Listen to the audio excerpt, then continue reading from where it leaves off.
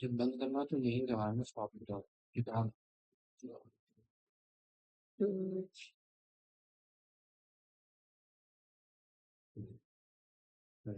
पास आपके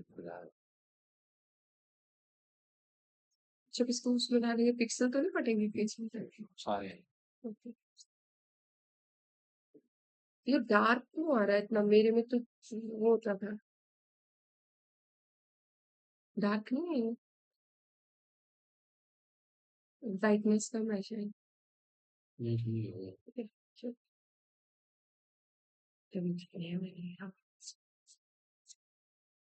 हम्म, हमने ये शुरू हो चुका है। अच्छा, ये ना हमने ना अभी तक इस चैप्टर में लाइफ प्रोसेस में ह्यूमन बीइंग का हमने सब कुछ पढ़ लिया, सारे प्रोसेसेस ह्यूमन बीइंग के हमने पढ़ लिए। क्या क्या पढ़े हमने? कौन कौन से प्रोसेस ह्यूमन बीइंग्स के पढ़े? respiration, respiration, हम्म, exhalation, हम्म, digestion, हम्म। transportation. जो जो प्रोसेसेस प्लांट्स में होते हैं वो आज हम सारे एक साथ पढ़ेंगे। प्लांट में कौन कौन से प्रोसेस। बाय बेटा। आज हम क्या पढ़ेंगे कि प्लांट्स में कौन कौन से प्रोसेस होते हैं। लेट अस स्टार्ट, ठीक है। Transportation in plants. ट्रांसपोर्टेशन के केस में मैं आपको दो डेफिनेशंस पहले ही क्लियर कर दूं। एक ट्रांसपिरेशन, ट्रांसपायरेशन, और दूसरा transportation, transportation, transportation,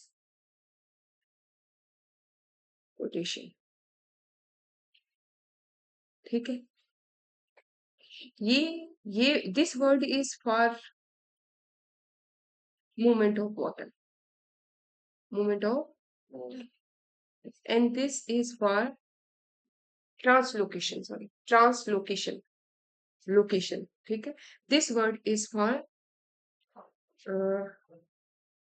transport of food, transport of food, ठीक है। तो ये दो शब्द बीच में आएंगे, इनका मीनिंग मैंने आपको पहले ही क्लियर कर दिया। ट्रांसपिरेशन मतलब movement of food, sorry movement of water कैसे होगा, और ट्रांसलोकेशन मतलब मूवमेंट ऑफ वाटर। मैं आपको करवा रही हूँ कि प्लांट में फूड कैसे मूव करे, वाटर कैसे मूव करे, वेस्ट बाहर कैसे निकले, जो वेस्ट तैयार होगी। एक वेस्ट हम पहले ही जो तैयार होगी वो पहले ही सीख चुके हैं। कौन है वो? फोटोसिंथेसिस के दौरान कोई वेस्ट निकलेगी, O2। प्लांट के लिए तो ये वेस्ट है, तो ये हम पहले स्टडी कर चुके हैं, है ना। हाउ फोटोसिंथेसिस जो है वो किस तरह से ऑक्सीजन को ग्लूकोज के टुकड़ों पे बाहर निकालते हैं। We have discussed earlier how plants take in simple compound such as CO2 and photosynthesis energy stored in their chlorophyll containing organs, namely leaves। ये हम पहले पढ़ चुके हैं कि लीव्स में किस तरह से फोटोसिंथेसिस होती है और किस तरह से उसमें O2 निकलती है और वो किस तरह से बाहर निकल जाती है, और that is used by the human beings। हो गया। The other kind of raw materials needed for building plant bodies will also have to be taken up separately। बोलते और भी मटेरियल है। अब प्लांट को सिर्फ फोटोसिंथेसिस के दौरान प्लांट क्या ले रहा है? CO2 और H2, सनलाइट, क्लोरोफिल। यही नहीं चाहिए ना प्लांट, यही नहीं चाहिए प्लांट, और भी मिनरल्स चाहिए, नाइट्रोजन चाहिए, फॉस्फोरस चाहिए, सल्फर चाहिए। 13 माइक्रो और मैक्रो न्यूट्रिएंट्स जो हैं मिला करके चाहिए। 6 इसमें से माइक्रो होते हैं और 7 इसमें से मैक्रो न्यूट्रिएंट्स होते हैं। माइक्रो मतलब कुछ स्मॉल अमाउंट में चाहिए होते हैं, और मैक्रो मतलब कुछ लार्ज अमाउंट में चाहिए होते हैं। तो फोटोसिंथेसिस तो सिर्फ इसको CO2 और वाटर दे रही है, लेकिन वो वाटर जो है, that water is also not sufficient for the whole plant activity। तो इसका मतलब क्या है? वाटर को ट्रांसपोर्ट करने के लिए कोई और मैकेनिज्म भी प्लांट के अंदर होता है, ठीक है। लेट अस स्टार्ट कि क्या होता है। तो जसकीरत मुझे बताओ कि मैंने अभी तक क्या बोला, क्या समझाने की कोशिश कर रही थी मैं अभी तक? हमने पहले डिफरेंशिएट किया ट्रांसपोर्टेशन में और ट्रांसलोकेशन ट्रांसलोकेशन में, और ट्रांसपीरेशन। ट्रांसपिरेशन और लोकेशन। ट्रांसलोकेशन में। तो ट्रांसपिरेशन होता है मूवमेंट ऑफ वाटर हम्म, और ट्रांसलोकेशन होता है मूवमेंट ऑफ फ्लूइड। हम्म। तो अब ये कह रहे हैं कि और कुछ बताया, और मैंने फोटोसिंथेसिस से हमें क्या, अब मैं बताने जा रही हूँ कि ये बाकी के ये मिनरल्स है, ये कहाँ से आएंगे? ये आएंगे मिट्टी से। कहाँ से आएंगे? मिट्टी से। पर क्या मिट्टी से ये अपने आप ही आ जाएंगे, या रूट इनको अपने आप ही ले जाएगा, या कोई पार्ट है, स्पेसिफिक पार्ट है जो इनको कैरी करेगा प्लांट के अंदर, या कोई फोर्स है जो प्लांट के अंदर इनको कैरी करेगी? ये सब कुछ हम अभी देखेंगे। ठीक है, ये तो क्लियर है कि बाकी न्यूट्रिएंट्स कहाँ से आएंगे? सॉइल से आएंगे। बाकी न्यूट्रिएंट्स कहाँ से आएंगे? माइक्रो और माइक्रो न्यूट्रिएंट्स सॉइल से आएंगे। कुछ तो जो स्मॉल प्लांट्स होते हैं, जो छोटे प्लांट्स होते हैं, उनमें तो डिफ्यूजन के थ्रू ही चढ़ जाएगा ऊपर तक। क्यों? छोटे छोटे प्लांट्स हैं तो वो डिफ्यूजन के थ्रू ही, तो उसमें एक स्पेसिफिक टिश्यूज की जो है वो रिक्वायरमेंट नहीं होती स्मॉल प्लांट्स में। लेकिन जितनी भी बड़ी बड़ी ट्रीज हैं, बड़ी बड़ी ट्रीज हैं जिनको ऊपर तक वाटर को पहुंचाना है, यूकलिप्टस जैसी ट्रीज जो मतलब लॉन्गेस्ट ट्री है ऑल ओवर इंडिया में, तो उनको उनके अंदर क्या चाहिए? उनके अंदर स्पेसिफिक स्पेसिफिक टिश्यूज है जो ये सारे काम करते हैं। कौन से काम? फूड और वाटर को ट्रांस वाटर फूड वाटर और मिनरल्स को ट्रांसपोर्ट करने का काम करते हैं, मिनरल्स को। अब मैं आपको क्लियर कर दूं कि जो फूड है वो कैरी होता है फ्लोएम टिश्यूज के द्वारा, फ्लोएम टिश्यू टिश्यूज के द्वारा, और वाटर जो है लॉन्ग प्लांट्स में जाइलम के द्वारा। ठीक है, जाइलम और फ्लोएम के 4 पार्ट्स होते हैं, लेकिन मेनली इसमें फूड कैरी करने में और वाटर कैरी करने में दो दो यूज होते हैं। इन दोनों के 4 पार्ट्स होते हैं, लेकिन इनके मेनली दो दो यूज होते हैं। हम वो देखेंगे वो कौन कौन से यूज होते हैं। ठीक है, मैं एक बार फिर रिपीट कर रही हूँ कि फोटोसिंथेसिस के थ्रू प्लांट्स ने CO2 और H2O लिया था। स्मॉल प्लांट के लिए जो वाटर है वो डिफ्यूजन के थ्रू सफिशिएंट हो जाता है, लेकिन जो बिगर प्लांट्स होते हैं जिनकी हाइट बहुत बड़ी होती है, उनको अगर वाटर और फूड लेना है तो उनको स्पेसिफिक टिश्यूज चाहिए उनके अंदर, और वो हैं जाइलम और फ्लोएम। ठीक है, अब हम देखेंगे उनके कौन से पार्ट्स जो है। तो मैंने, हाँ बेटा हो गया, सुना दो सर को। हाँ बायो फिर मैं सुन, बाद में दोनों सुनूंगी इकट्ठे। The absorption of these substances, तो बोलते ये जो है फास्फोरस और बहुत सारे मिनरल, ये कहाँ से एब्जॉर्ब होंगे? सॉइल से। और सॉइल के कांटेक्ट में कौन होगा? सॉइल के कांटेक्ट में प्लांट का क्या होता है? रूट। तो इसका मतलब ये है कि क्योंकि वाटर के जैसे ये सॉइल है, क्योंकि सॉइल के अंदर इसके कांटेक्ट ज्यादा है, कंटेंट ज्यादा है किस चीज का? सल्फर, नाइट्रोजन, फास्फोरस, बाकी सारे मिनरल्स का, तो वो डिफ्यूज कर जाएंगे खुद ब खुद छोटे प्लांट में, खुद ब खुद। ठीक है, तो ये कह रहे हैं जैसे ही वो सॉइल के कांटेक्ट में आएगा ऑर्गन, प्लांट जो है वो डिफ्यूज कर जाएंगे बॉडी में। स्मॉल प्लांट्स में तो ये सफिशिएंट है कि वो रूट्स के थ्रू डिफ्यूज करके पूरी बॉडी को पहुंचा देंगे। ये यहाँ तक कर चुके हैं हम इस डाटा को। बोलते energy needs differ between different body designs, बोलते लेकिन एनर्जी प्लांट का डिजाइन डिफरेंट है। जैसे आप समझ सकते हो कि छोटे बच्चा जो होता है उसके लिए इतनी ज्यादा रिक्वायरमेंट नहीं है एनर्जी की, या फिर अगर वो एक्टिविटी नहीं कर रहा है तो उसको नहीं है, लेकिन जो ज्यादा एक्टिविटी कर रहा है या ज्यादा लेंथी है उसको ज्यादा फूड चाहिए, टीनेजर्स को। तो उसी तरह से ये कह रहे हैं कि एनर्जी की नीड जो है और जो प्लांट का डिजाइन है वो डिफरेंट है। ठीक है, क्योंकि उनके जो टिश्यूज हैं उनके नंबर भी डिफरेंट है।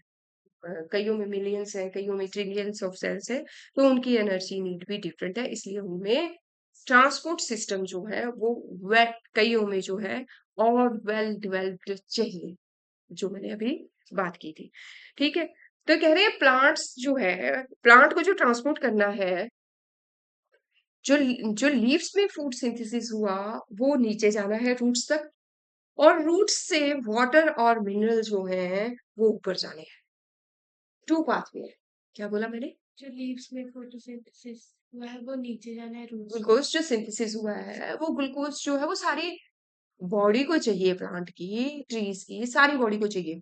तो लीव्स में जो सिंथेसिस हो रहा है वो रूट तक पहुंचना है, और जो रूट से सॉइल से एब्सॉर्ब हो रहे हैं न्यूट्रिएंट्स, फॉस्फोरस, नाइट्रोजन, टेरा न्यूट्रिएंट्स, वो नीचे से ऊपर को जाने हैं। तो टू वे है।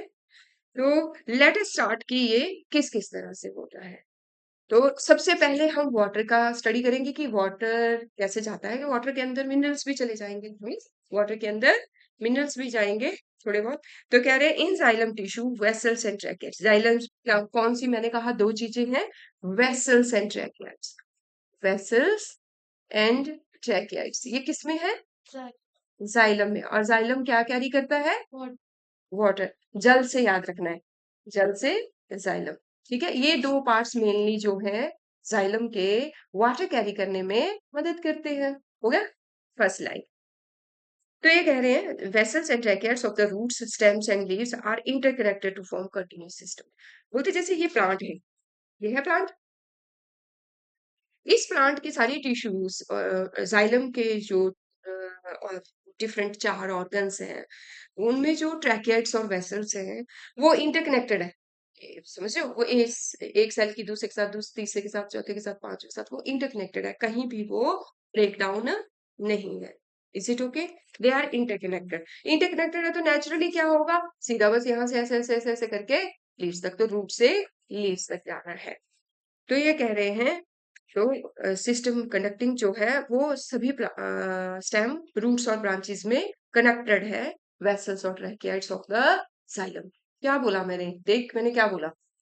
आपने बोला कि जो बाकी न्यूट्रिएंट्स होते हैं वो रूट्स, वो प्लांट के रूट्स वाला पार्ट ऑब्जॉर्व करते हैं, और उसके लिए स्पेशल सिस्टम होता है, क्योंकि जो स्मॉल प्लांट्स होते हैं वो सिर्फ डिफ्यूजन से अपनी वाटर रिक्वायरमेंट्स पूरी कर लेते हैं, हम्म, और जो लार्ज प्लांट्स होते हैं वो वाटर रिक्वायरमेंट्स और बाकी न्यूट्रिएंट्स की रिक्वायरमेंट होती है वो सॉइल के अंदर जितने न्यूट्रिएंट्स होते हैं उससे करती हैं। तो वो रूट्स पे जैसे होता है, जिसके लिए उसके अंदर एक सिस्टम होता है पूरा प्लांट में। हम्म, तो वो टिश्यू जाइलम एंड स्टोन जो उसके टेम्परेचर को चेक करते हैं, और आपने बोला कि स्टोन के ठीक है, ठीक है।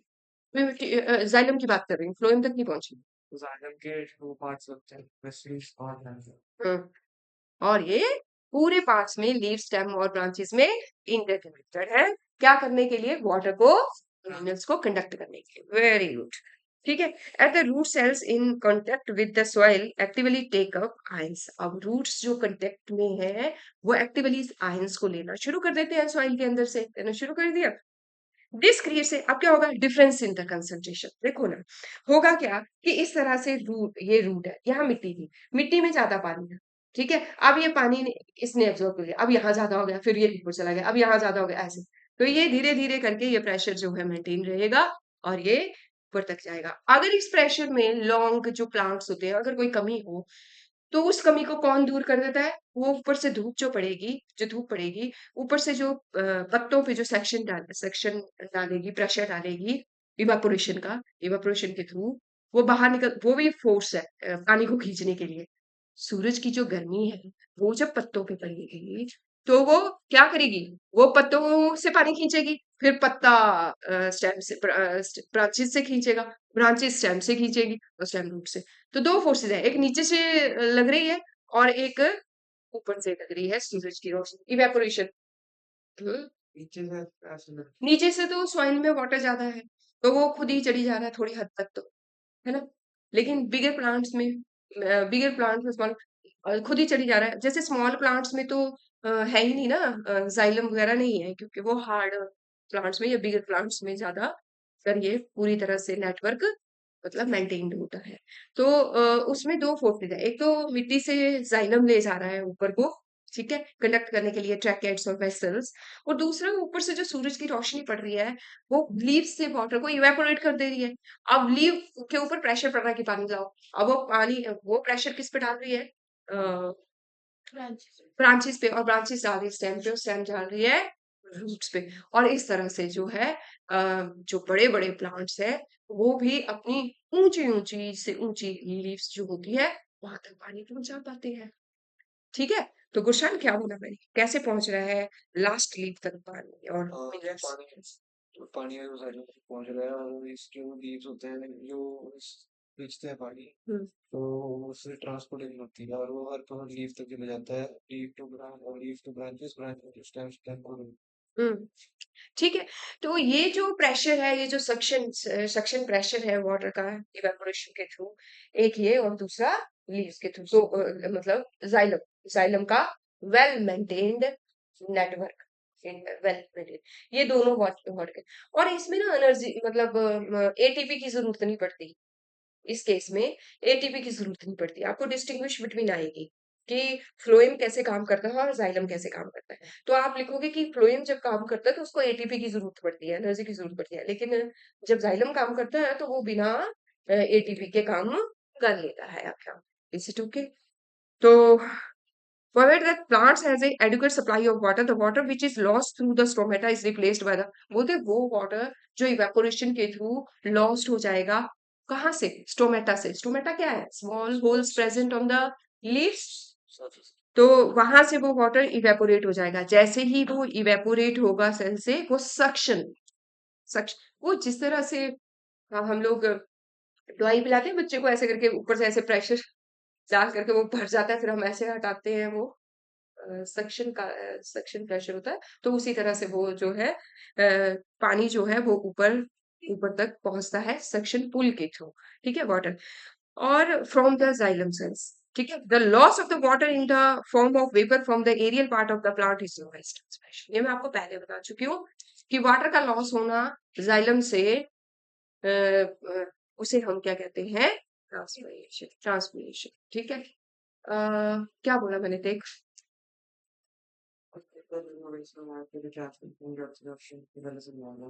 हम्म और आपने जो बुक में लिखा वो पढ़ाया था फिर हाँ, ये क्या बात हुई?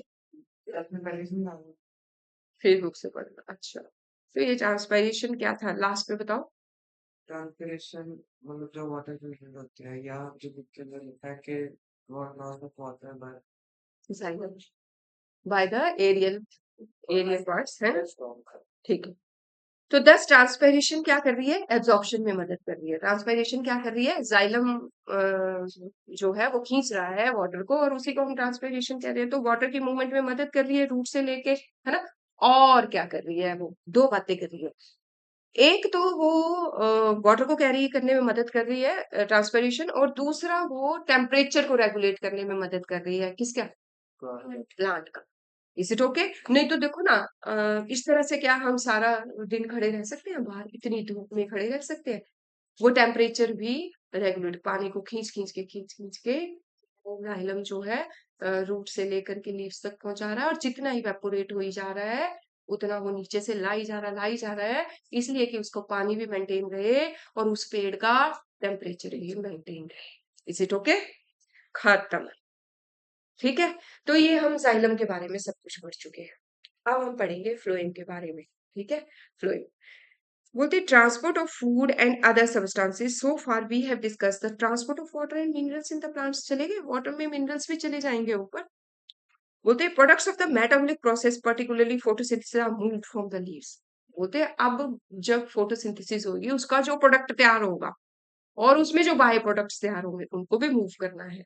उनको भी फोटोसिंथेसिस से जो बाय प्रोडक्ट तैयार हुए और जो फूड तैयार हुआ वो लीव्स से नीचे रूट्स तक पहुंचाना है। They are form to other parts of the plant, पहुंचाना है। तो this transfer of soluble products of photosynthesis is called translocation. ये जो सॉल्युबल फूड है, ये लीव्स से रूट्स तक पहुंचाना, उसे हम क्या कहते हैं? ट्रांसलोकेशन। क्या कहते हैं? ट्रांसलोकेशन। और ये जो दोनों है ना, जाइलम और फ्लोएम, इन दोनों को हम वेस्कुलर टिश्यू भी बोलते हैं। एक नंबर का क्वेश्चन आ सकता है। Phloem and xylem are also known as vascular tissues. तो नोन एज फ्लोएम। क्या क्यों कहते नहीं? क्योंकि वो दोनों ही ट्रांसपोर्ट ऑफ फूड या वाटर का करते हैं। पाइप्स की फॉर्म में है ना, ट्यूब्स की फॉर्म में, हाँ? इसके बाद है known as phloem. Besides the products of the photosynthesis the phloem. वो तो ये तो हो गया कि उसको उसको फूड जो लीव्स ने प्रिपेयर किया है उसको रूट तक पहुंचाना है। एक बात तो फ्लोएम ने ये करनी है, दिमाग में डाल ली क्या करना है फ्लोएम ने वो तो। और दूसरा क्या करना है उसे ध्यान देना, besides the products of the photosynthesis the phloem transports amino acids.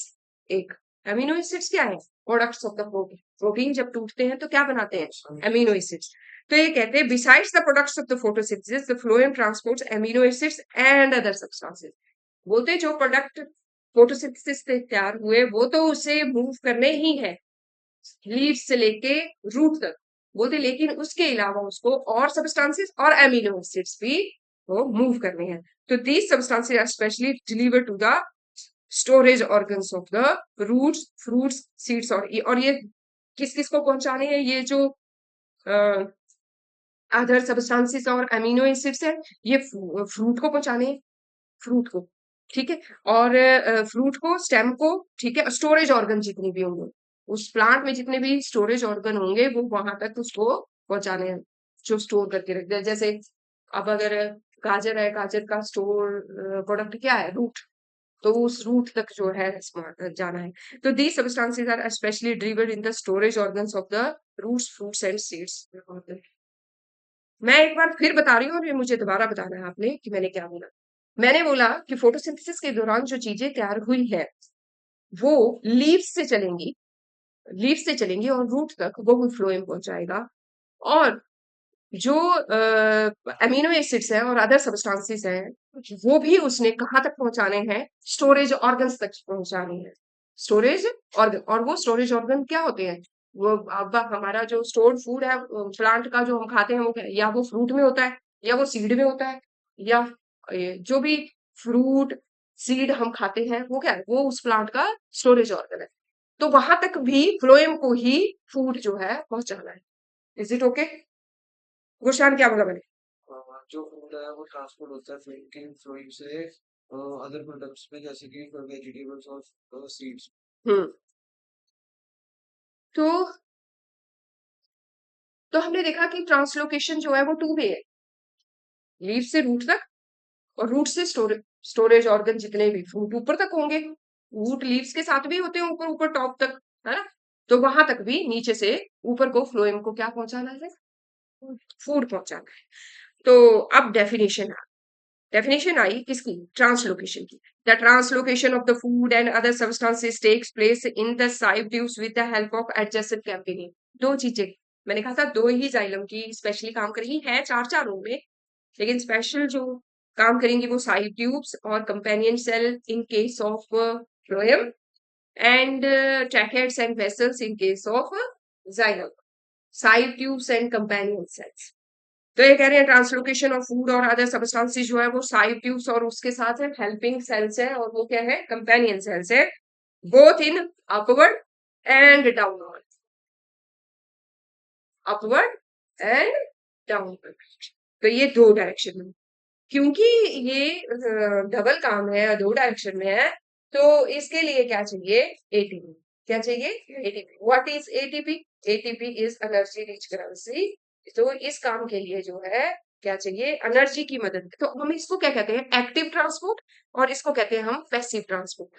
पानी का बहाव बिना एनर्जी के होता है, इसलिए उसे हम पैसिव ट्रांसपोर्टेशन बोलते हैं।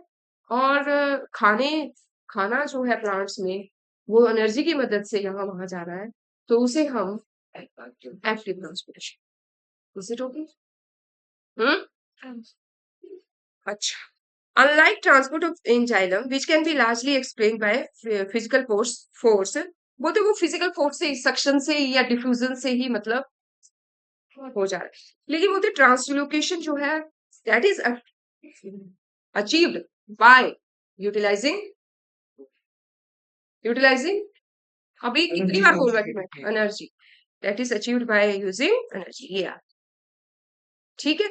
और ये ऑस्मोटिक प्रेशर क्रिएट करेगा, ठीक है, और ये ऊपर तक पहुंच जाएगा, कुछ नहीं है। और बड़ी से बड़ी प्लांट में ये टू वे ट्रांसपोर्टेशन आएगी। अभी तक मैंने आपको समझाया कि प्लांट में जो है किस तरह से पानी और खाना जो है वो यहाँ वहां जाता है, उसमें भी एक्सक्रीशन होती है, इसमें भी वेस्ट प्रोडक्ट जो है वो तैयार होते हैं। हम ऐसा क्यों कहते हैं कि जो मतलब ये जो हैंस वगैरह है और ये जो बकरी वगैरह है हम लोग खाते हैं, इन्हें हम नॉन वेज कहते हैं। और जो इसके पार्ट्स है प्लांट्स के हम खाते हैं जिनको, उन्हें हम वेज कहते हैं, जबकि वो भी हम जिंदे ही तोड़ते हैं। कभी क्वेश्चन अराइज हुआ तुम्हारे मन में ये? क्योंकि प्लांट्स उनके उनको भी तो पेन होती होगी। प्लांट्स उनके बिना सर्वाइव कर सकते हैं, तो एनिमल नहीं कर सकते। तोड़ते तो गोभी को जब हमने तोड़ा, तो वो गोभी का पौधा जो था वो लिविंग था। उस लिविंग में से हमने उस पौधे को, उस गोभी को तोड़ लिया, उस बैंगन को तोड़ लिया। एंड प्लांट में भी वैसा ही लिविंग सिस्टम है। तो वो भी लिविंग था, हमने उसके पत्ते तोड़ लिए, हमने उसका सब तोड़ रहे हैं। और हम कहते हैं कि हाँ ये खाने चाहिए क्योंकि ये वेज है, हमें वेज खाना चाहिए, नॉन वेज नहीं खाना चाहिए। जबकि वो भी जिंदे हैं और वो भी जिंदे हैं। कभी दिमाग में नहीं आया?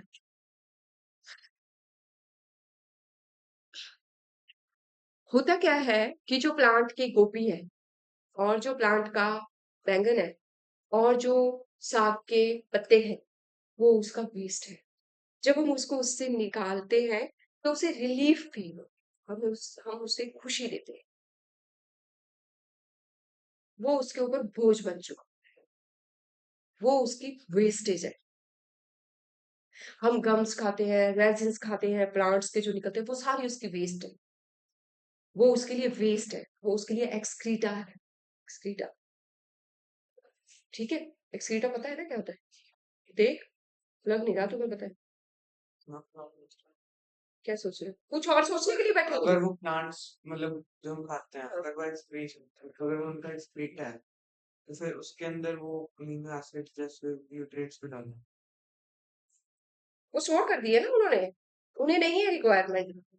एक्स्ट्रा है, वो बनते जा रहे हैं, बनते जा रहे हैं, बनते जा रहे हैं। उनको पास वो पेन फील, जैसे हम लोग अगर हमारे अंदर नाइट्रोजन वेस्ट इकट्ठे होने लग पड़े, वो पॉइजनस हो जाती है, टॉक्सिक हो जाती है हमारे, जब हम प्रोडक्ट उनको निकालना चाहते हैं, है ना, यूरिन की फॉर्म में हम उसको निकाल देते हैं, या आप समझ रहे हो, या मेटाबॉलिक वेस्ट हमारी बॉडी में खाते रहते हैं, तो हम चाहते हैं कि जल्दी से जल्दी निकले, नहीं तो रिलीफ फील नहीं होता, हमें ऐसा लगता है कि आज मर ही जाएंगे हम लोग, क्योंकि कॉन्स्टिपेशन हो गई या कुछ हो गया। तो उस तरह से प्लांट्स जो है अपनी वेस्टेज उस फॉर्म में तैयार करते हैं, चाहे वो साग के पत्ते हैं, चाहे देखा होगा कि मतलब कुछ समय बाद पत्ते बड़े बड़े होते हैं, बड़े बड़े होते हैं, कुछ समय बाद वो गिरने लग पड़ते हैं नीचे। अगर हम तोड़ेंगे, अगर हमें उसकी रिक्वायरमेंट है तो ठीक है, नहीं तो फिर वो अपने आप ही गिर जाते हैं, गिर जाते हैं और वो अपने आप ही डेड होते हैं, क्योंकि उन्हें क्या है, उन्हें तो उनको गिराना ही है।